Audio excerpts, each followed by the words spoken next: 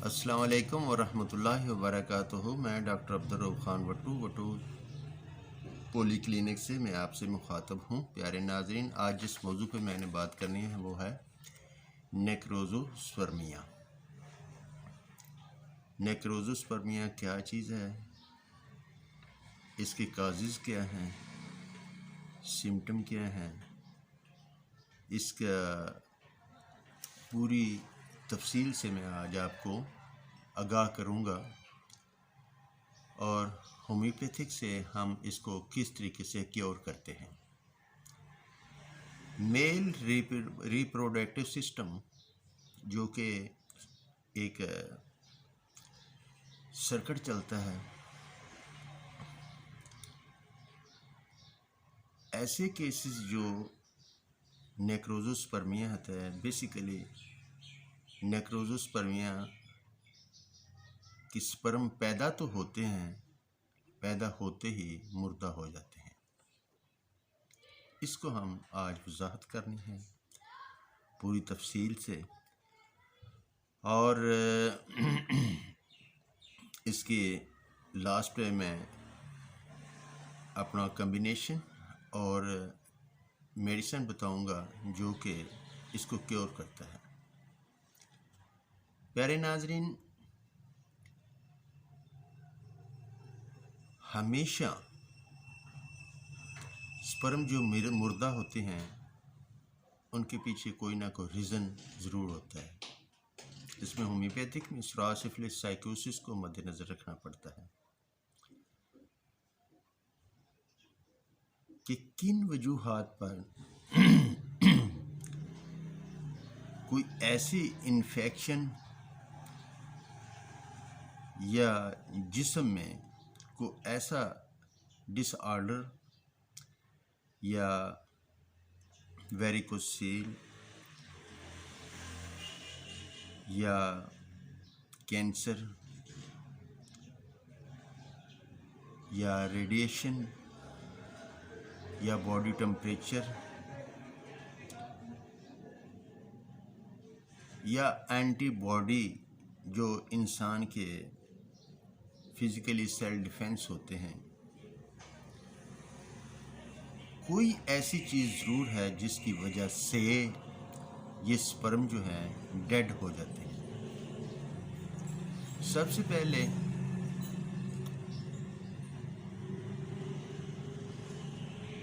انسان بذات خود اپنے منہ سے بول کر روبرک بتاتا ہے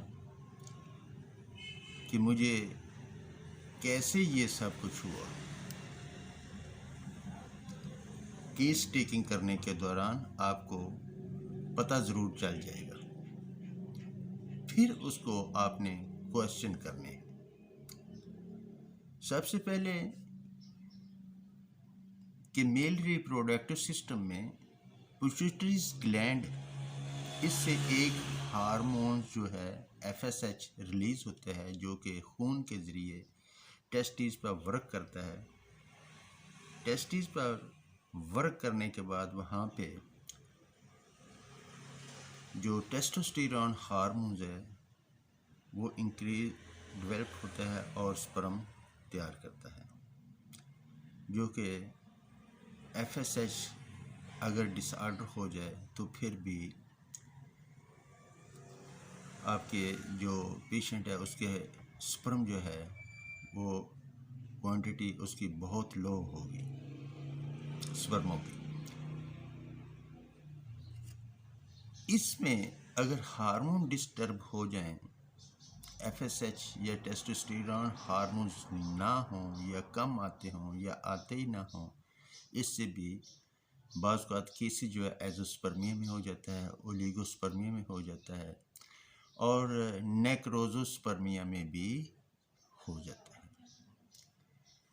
یہ تو تھا اس کی کازز۔ اس میں دیکھنا ہے کہ اگر ویڈیو تھوڑی سی لمبی ہوگی، جو میرے پیارے ناظرین ویڈیو دیکھ رہے ہیں ان کو چاہیے کہ وہ میرا چینل ضرور سبسکرائب کریں۔ یہ میرا نیا چینل ہے، پہلے والا چینل میرا ختم ہو چکا ہے۔ اور بیل آئیکن کے بٹن کو پریس کر دیں تاکہ ہر آنے والی ویڈیو آپ تک پہنچ سکے، اور لائک بھی کر دیا کریں۔ سب سے پہلے فزیکلی انویسٹیگیشن کرنے کے دوران اگر پیشنٹ کو ٹیسٹیز کا اگر کینسر ہوا ہے تو اس کینسر کو مد نظر رکھتے ہوئے ہم اس کی پوری ٹریٹمنٹ کریں گے جو کہ کیوریبل ہے۔ یا ہارمون پرابلم ہوئی ہے اس کو مد نظر رکھتے ہوئے، ہارمون پرابلم جو ہے وہ میں آپ کو وضاحت کر چکا ہوں۔ اگر ہارمون پرابلم ہے اس کی پوری ہارمونز کی FSH اور ٹیسٹوسٹیرون ہارمونز کی پوری میڈیسن کیوریبل ہے، جو کہ ہومیوپیتھک میں ود ان 2 منتھ کیور ہو سکتی ہے۔ اس کے بعد ریڈیشن، کچھ ایسے لوگ ہوتے ہیں جو کہ ایکس رے ڈپارٹمنٹ میں کام کرتے ہیں یا جہاں پہ بہت زیادہ ریڈیشن موجود ہوں، وہاں پہ بھی ایسے موقع پیشنٹ میں نے دیکھے ہیں جن کو ریڈیشن کی وجہ سے ان کے سپرم جو ہے وہ بہت زیادہ ڈیڈ ہو جاتے ہیں۔ بعض اوقات میں نے پیشنٹ دیکھے ہیں جو کہ باڈی ٹمپریچر جو ہوتا ہے اس کے مقابلے میں ٹیسٹیز کا ٹمپریچر جو ہے وہ بہت زیادہ کم ہوتا ہے، 50% کم از کم لگا لو۔ پوری وضاحت سے نہیں، میں ویڈیو لمبی ہو جائے گی۔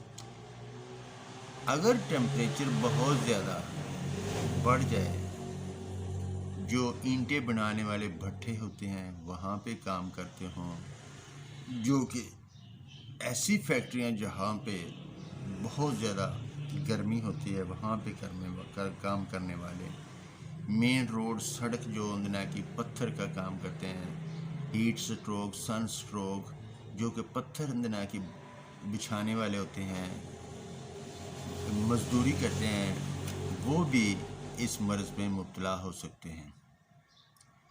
بعض اوقات میں نے دیکھے ہیں کہ ویریکوسیل چوٹ لگنے سے، اگر ویریکوسیل ہے تو وہ بھی سپرم اکاؤنٹ کو ڈسٹرب کرتی ہے، ڈس آرڈر ہو جاتا ہے، کیونکہ وہاں پہ کلاٹس بن جاتا ہے۔ اگر کلاٹس جو ہے وہ کلیئر نہ ہو تو آپ کے سپرم جو ہے بعض اوقات مردہ ہو جاتے ہیں، بعض اوقات اولیگوسپرمیا میں چلے جاتے ہیں، یا بعض اوقات ایسا ہوتا ہے کہ ایزوسپرمیا میں بھی چلے جاتے ہیں۔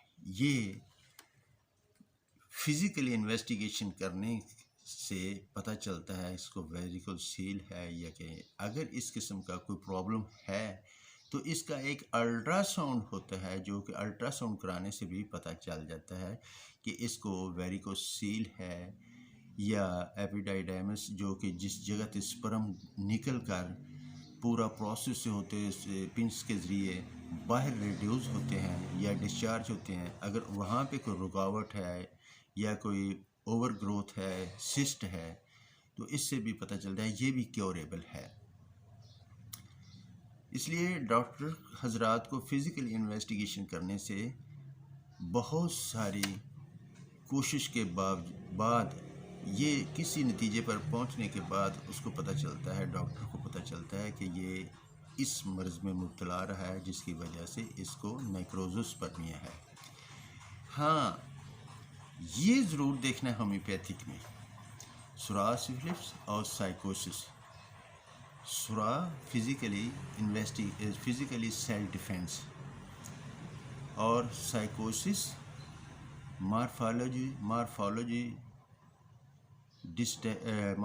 Morphology constructive self defence. یہ انفلامیشن سوزش میں ہو جاتی ہے جو کہ سائیکوسس کی حالت میں آتا ہے، اور سفلس جو کہ ڈسٹریکٹیو سیلف ڈیفینس، ان کو بھی مد نظر رکھنا ہے۔ اگر سرا سفلس سائیکوسس کو آپ مد نظر نہیں رکھیں گے تو پھر آپ کا کیس کلیئر نہیں ہوگا۔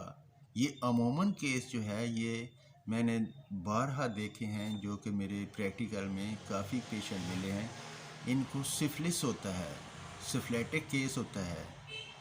اس کا اینٹی میازم اگر آپ نہیں دیں گے تو آپ کا کیس کلیئر نہیں ہوگا۔ اس کو اینٹی سفلس اس کا نسورس لازمی آپ نے دینا ہے. اگر اس کی اینٹی باڈی جو ہے وہ کام نہیں کرتے، جس کو ہم اگر اینٹی باڈی کو قوت مدافعت پیدا نہیں کریں گے یا اس کا فزیکلی سیل ڈیفنس جو ہے اس کو کیور نہیں کریں گے تو ہر آنے والا وائرس جو ہے اس پہ ہیوی ہو جاتا ہے، جس کو ہم آٹو امیون ڈیزیز کہتے ہیں. پیارے ناظرین، یہ تھا ایک پروسیجر جو کہ آپ کو چاہیے کہ اس کو مد نظر رکھتے ہوئے ضرور انویسٹیگیشن کریں. اس کا جو کیس ٹیکنگ ہے اس کو مد نظر رکھتے ہوئے کسی نہ کسی نتیجے پر آپ ضرور پہنچ جائیں گے. بعض اوقات ایسے پیشنٹ میں نے دیکھے ہیں جو کہ سوزاخ کی وجہ سے کسی غلط عورتوں کے پاس جانے کے ان میرڈ کی شکل میں جانے سے، بعض اوقات جو کہ فیمیل ریپروڈکٹر میں سوزاکی مادے ہوتے ہیں جس کی انٹرکورس کرنے سے پیشنٹ جو ہے وہ اس مرض میں مبتلا ہو جاتا ہے. آہستہ آہستہ اس کو نیکروزس پرمے تک پہنچنا پڑتا ہے. سوزاخ یہ بھی بہت خطرناک چیز ہے جو کہ میل ریپروڈکٹیو سسٹم کو بہت زیادہ ڈسٹرب کرتا ہے. تو چلتے ہیں دوستوں میڈیسن کی طرف. میڈیسن جو ہے اس کو سب سے پہلے آپ نے اس کا نسورس جو ہے وہ اس کو مد نظر رکھنا ہے.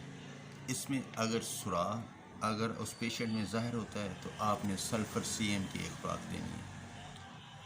اگر سوراخ سفلس جو ہے تو اگر اس کو آپ نے سفلینیم کی ایک خوراک دینی ہے. اگر سائیکوسس ہے اس کی سمٹم کو آپ نے مد نظر رکھنا ہے. اگر غصہ آتا ہے تو پھر آپ نے تھوجا استعمال کرنی ہے. اگر رونے کا اس کا دل بہت زیادہ کرتا ہے، ہر بات پر رونا آ جاتا ہے، تو پھر آپ نے میڈورینیم استعمال کرنی ہے. اگر وہ آدمی پیشنٹ جو ہے وہ گندا رہتا ہے، وضو کرنے کو دل نہیں کرتا یا نماز پڑھنے کپڑے بدلنے میں، نہانے میں اس کو دقت محسوس ہوتی ہے، تو پھر آپ نے سورائنم استعمال کرنی ہے. یہ چیزیں جو ہیں وہ آپ نے مد نظر. ہاں ان جو اگر آپ نے نسورس ویکسین آپ نے اس پر اپلائی کر دی تو اس کا جو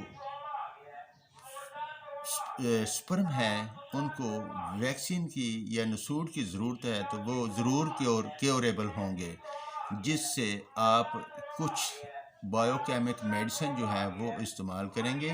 ود ان 2 منتھ 2 مہینے کے بعد آپ اس کو دوبارہ چیک کروا سکتے ہیں. اس میں کلکیریا فاس 6X، کلکیریا فلور 6X، کالی فاس 6X. یہ 6X میں جو ہے الٹرنیٹ کر کے آپ نے استعمال کر دیا. صبح آپ کلکیریا فاس دیں گے 4 گولی صبح، تھوڑا سا پانی لے کر گرم پانی کوسا جائے اس میں 4 گولی صبح دوپہر شام 3 ٹائم ملا کر استعمال کریں. پھر دوپہر کو کلکیریا فلور 4 گولی صبح دوپہر شام 3 ٹائم استعمال کرنی ہے. اس کے بعد کالی فاس 6X صبح دوپہر شام 3 گرم پانی میں.